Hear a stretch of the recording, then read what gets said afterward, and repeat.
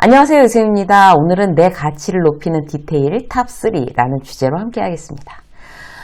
직접 만났을 때, 저 사람 굉장히 매력적이다. 이런 사람들 있죠. 근데 꼭 이제 만나지 않더라도 무슨 이제 영상을 보면서, 와, 저 사람 정말 근사하다. 이제 이런 사람도 있단 말이에요.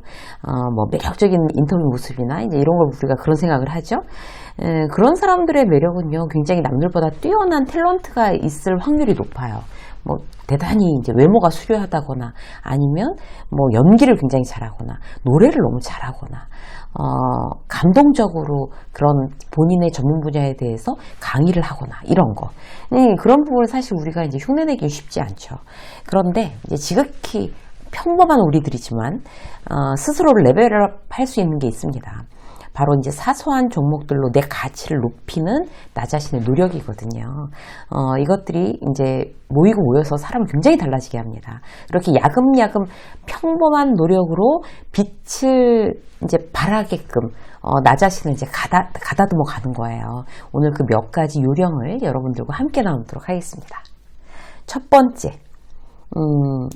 내 가치를 높이는 디테일 첫 번째는요, 비속어를 쓰지 않는 거예요. 아무리 좋은 의도로 한 말이라도 이제 비속어를 써서 하게 되면 평균 이하로 이미지가 떨어지는 것만은 이제 틀림없습니다. 일을 굉장히 회사에서 잘하는 사람이 있는데 굉장히 성격이 이상해요. 그런 사람 있잖아요. 열받으면 추임새처럼 막 욕을 하면서 지시하고 막 도와주는 것도 막 비속어를 써가면서 도와주고 거칠게 이렇게 이제 어떤 자기의 표현을 한다. 이제 이런 사람들을 우리가 이제 물론 고맙긴 고마워요. 내 일을 도와주니까. 그런데 그런 사람을 존경할까요? 그렇지 않거든요. 욕쟁이라고 하든지 일은 잘하는데 사람 수준은 그래 이렇게 되는 거예요. 당연히. 단순히 비속어만 쓰지 않아도 여러분 평균은 갑니다. 근데 그거를 갖다가 잘못됐다라고 생각하지 못하고 계시는 분들이 굉장히 많아요. 다른 거 아무리 잘하면 뭐예요. 비속어를 자주 쓰면 평균 이하의 이미지를 벗어날 수 없습니다. 비속어는요, 줄여야지 이게 아니고요. 아예 쓰지 않는 것이 최선입니다. 주변의 영향도 사실 굉장히 크죠. 욕 잘하는 직장 상사랑 계속 일하잖아요. 그 자신도 욕을 하게끔 돼 있어요. 주변에 그런 사람이 있으면 웬만하면 이제 가능한 말 섞지 말고 좀 떨어져 있는 편이 좋죠. 영향을 미치니까. 이제 같이 대화하는 것도 이제 최소한으로 하는 게 좋아요. 영화도요, 여러분. 그렇게 비속어가 많이 나오는 그런 영화들 있잖아요. 오락 영화들 이런 거. 그런 거 많이 보면 또 배워요. 영화 안에서. 그러니까 그 부정적인 영향은 그 스크린을 뚫고 나옵니다, 여러분.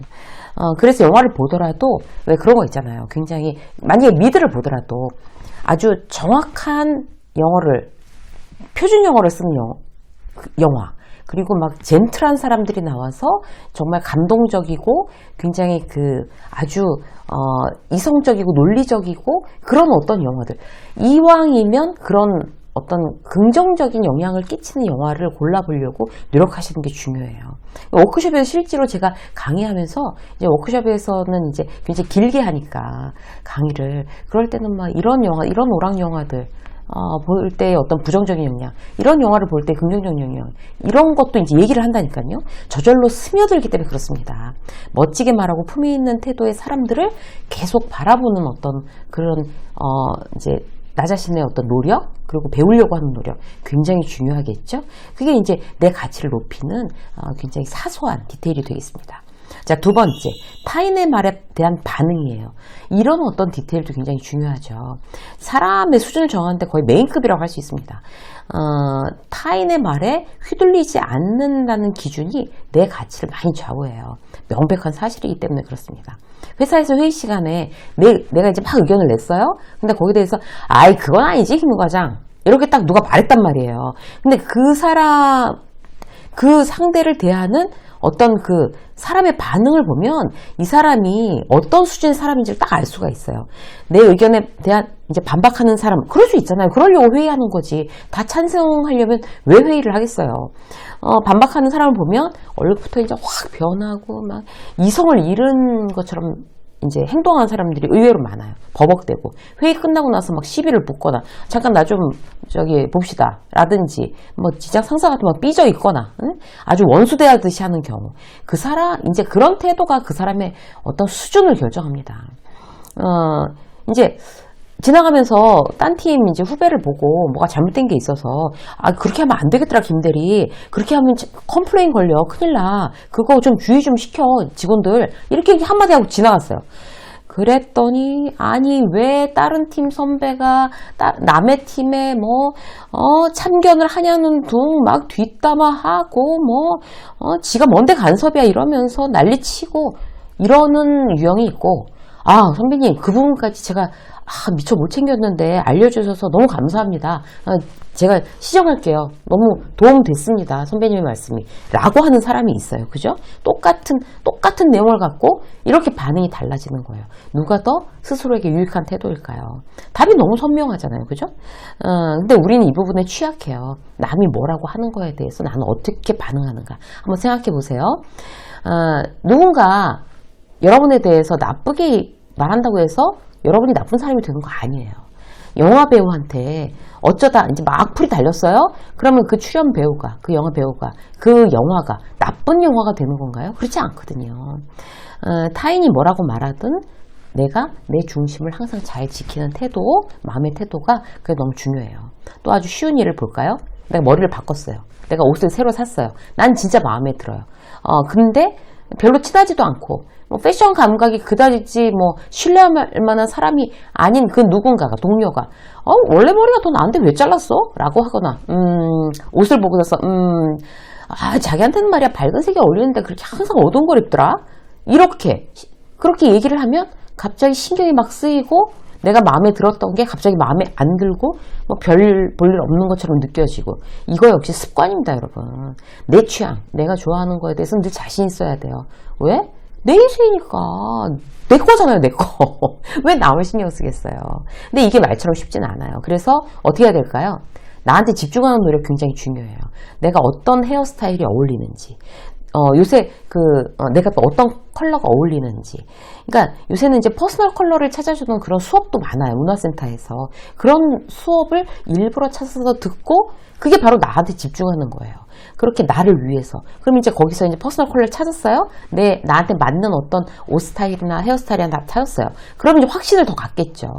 그러면 누가 뭐라고 그래도 제가 좀 몰라서 모르는 소리 하는구나. 나는 다 공부해서 자 이렇게 전략적으로 한 거야. 라고 하면 훨씬 더 흔들리지 않겠죠. 그래서 나 자신에게 대해서 관심을 갖고 나를 잘 알기 위해서 노력하는 거 굉장히 중요합니다. 결론은요. 타인의 말에 쉽게 휘둘리지 않으려면 끊임없이 자기 자신에 대해서 관심을 갖고 성장하려고 애쓰고 그렇게 실제로 성장하고 그래야 확신이 생긴다는 겁니다. 자, 세 번째, 감정 조절이에요. 이건 참 디테일하면서도 어려운 일인데요. 다시 한번 리마인드 해볼까요? 미리 잘 경계하고 이런 감정일 때 나는 이렇게 하겠어. 이걸 미리 원칙들을 정해놓는 게 굉장히 중요해요. 첫 번째, 화가 날 때 나의 원칙은 뭔가? 화가 날 때 나의 감정 조절은 나는 어떻게 하지? 이거 한번 생각해 보시자고요. 정말 사람 수준 탁 드러나는 그런 장면인데요. 저는 사실 굉장히 후회되는 대목이 있어요. 예전에 현직에 있을 때, 직장 다닐 때 그 화가 나면 그 화가 나는 걸 다 드러냈어요. 겉으로. 절대 참는 일이 없었어요. 그래놓고 나 원래 그래. 난 이런 사람이야. 그걸 또 뭐 자랑이라고 항상 그러고 하고 다녔어요. 지금 생각하면 너무 후회돼요. 여러분들이 지금 직장 생활 하면서 저처럼 그렇게 나 원래 이래 뭐 이렇게 한다면 나중에 후회하십니다 여러분. 그거 고치셔야 돼요. 사실 화가 날 때 화를 낸다고 스트레스가 풀리는 거 아니에요. 오히려 쌓이기가 쉽죠. 화를 낸 이후에 창피하잖아요. 화를 막 내가 났을 때 화를 내면 상대와의 관계가 좋을 리가 없죠. 그래서 화날 때 이제 감정 조절을 잘하면 타인을 위하는 게 아니라 나를 위하는 거예요. 나를. 화날 때 이제 여러분들한테도 이제 말씀드린 적이 있는데 제가 특히 쓰는 방법. 저처럼 이제 다혈질들이 쓰는 방법 어떤 거예요? 일단 말하지 않아요. 화가 나면 말하지 않습니다. 이게 제일 효과적이에요. 그리고 속으로 숫자를 세는 거죠. 하나, 둘, 셋, 뭐 이런 거 있잖아요. 한 10가지 세요. 네, 그리고 상대한테 뭐라 그래요? 다음에 얘기하자고 얘기해요. 그러니까 오후에 하자거나, 이따 다시 통화하자거나, 다음 주에 만나서 얘기하자거나. 이 시간을 버는 거예요, 일단. 시간이 지나고 난 후에는 화났던 그때만큼 그 일이 대단하다고 느껴지지 않아요. 효과가 있죠, 그러면. 이제 가라앉죠, 화가. 예를 들어서, 김대리가 이제 업체에 보내야 될 공문을 깜빡해서 문제가 생겼어요. 불러다가 이제 막 부르니까 막 머리 긁적거리면서 막 죄송합니다 이러면 김대리를 막 쥐잡듯이 해요. 근데 뭐가 달라져요? 팀장 입장에서 물론 속이 터지겠죠. 근데 그 방법을 쓰세요. 일단 김대리한테 뭐라고 화가 났으면 입을 딱 다무는 거예요. 그리고 속으로 숫자 세고 오후에 어떻게 해결할지 방법 가지고 미팅합시다. 김대리도 그동안 대책을 만들겠죠. 나도 생각을 해볼 테니까 감정적이지 않을 때 솔루션을 서로 얘기해서 도출해내는 거예요. 최선이죠. 이거 리더들한테 굉장히 중요한 디테일입니다. 두 번째, 감정 조절. 외로울 때 있잖아요, 우리가. 사실 좀 천성적인 게 아닌가 싶기도 해요.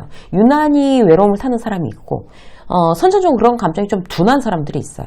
여러분 어떤 편이세요? 동감한 여러분들은 괜찮은데 내가 좀 유난히 좀 그렇다. 좀 유난히 외로움을 탄다. 그럼 스스로에게 굉장히 조심하셔야 돼요. 이럴 경우에 스스로는 어떤 이제 행동을 하는가를 관찰해 보세요.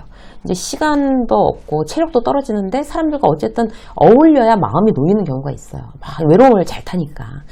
누군가랑 끊임없이 수다를 떨어야 이제 좀 나아지는 것 같은 느낌이 드는 사람도 있어요. 저는 이제 카페에서 일하는 경우가 많잖아요. 이제 글을 써야 되니까. 사람들을 자주 관찰할 기회가 있어요. 근데 참 안 친해 보이고 서로 별로 할 말도 없는데 그냥 억지로 이렇게 만나서 있구나. 막 각자 핸드폰 보다가 뭐 얘기하다가 핸드폰 보다 얘기하다 뭐 이렇게 참 재미없게 얘기를 나누구나. 공허한 이야기를 하는구나. 그런 느낌이 드는 사람들을 보는 경우가 있어요. 대표적인 케이스죠. 저렇게 얘기하다가 집에 가면 참 피곤하겠다. 이런 느낌 드는 거. 과감하게 그런 상황은 걷어내셔야 됩니다, 여러분. 단지 외롭기 때문에 누군가와 어울리는 습관이 있다면 외로울 때 즐겁게 혼자 놀 수 있는 방법들을 찾아내세요. 그게 나를 보다 안정감 있게 만들어요. 나의 외로움이라는 걸 이제 그 감정을 다스리는 방법이에요. 혼자 재미있게 놀 수 있는 방법을 찾아내는 게. 그렇게 어울려서 의미 없는 시간을 이제 그렇게 흘려보는 사람을 멋지다고 볼 수 없죠. 좋은 사람들과 이제 좋은 시간을 위해서 어울리고 그렇지 않은 경우, 외로움 때문에 감정을 억지로 이제 소비하려고 이제 모이는 거, 이런 거는 멈추시는 게 좋아요. 그게 내 감정을 효율적으로 다스리는 방법이 될 수 있습니다. 세 번째, 짜증이나 불안, 이런 감정을 다스려야 되겠죠? 그 짜증이나 불안이 있을 때는 정말 관련돼서 할 얘기가 너무 많지만 오늘은 이제 한 가지만 말씀드리면 공과 사를 구분하는 거예요. 공과 사. 쉽게 말해서 집에서 배우자랑 싸웠어요. 회사 와서 티내지 말란 얘기예요. 김 부장한테 깨졌어요. 그걸 후배인 김대리나 김주임한테 절대 티내지 말라는 거죠. 이게 바로 사회생활 하면서 내 수준 자체가 되기 때문에 그래요. 그게. 이게 쉽지 않아요. 사람이 감정의 동물이기 때문에 그런데요. 어떻게 해야 될까요? 출근하면서 기분이 안 좋아요. 싸우고 나왔으니까. 그러면 딱 사무실 문 열고 들어가기 전에 기분을 환기시키는 사전 과정을 습관적으로 가지셔야 돼요. 주차장에서 뭐 재미있는 영상 하나를 보거나 아니면 음악을 듣거나 뭐 기도를 하거나 명상을 하거나 5분이면 되는 거예요. 5분이면 뭘 하든지 오락 프로그램을 봐도 그렇고 막 예능 프로그램 있잖아요. 뭐 이렇게 그러면서 내가 지금 이 기분을 환기시키고 회사에선 상쾌하게 이제 하루 일을 시작해야지 나는 프로니까 결심하는 거예요. 이렇게 생각하고 선언하는 작업이 늘 반복돼야 됩니다. 그러니까 나쁜 기분 여기서 끊어간다 이렇게 하다 보면 늘어요, 여러분. 자동으로 되지는 않습니다. 노력과 시간이 필요해요. 여러분들의 어떤 그런 짜증이나 나쁜 기분을 환기시키고 탁탁 털어버리는 어떤 그런 노력들, 습관으로 만드는 거 오늘부터 이제 시도해 보시기 바라겠습니다. 유쌤의 직장선 여기까지 하겠습니다. 고맙습니다.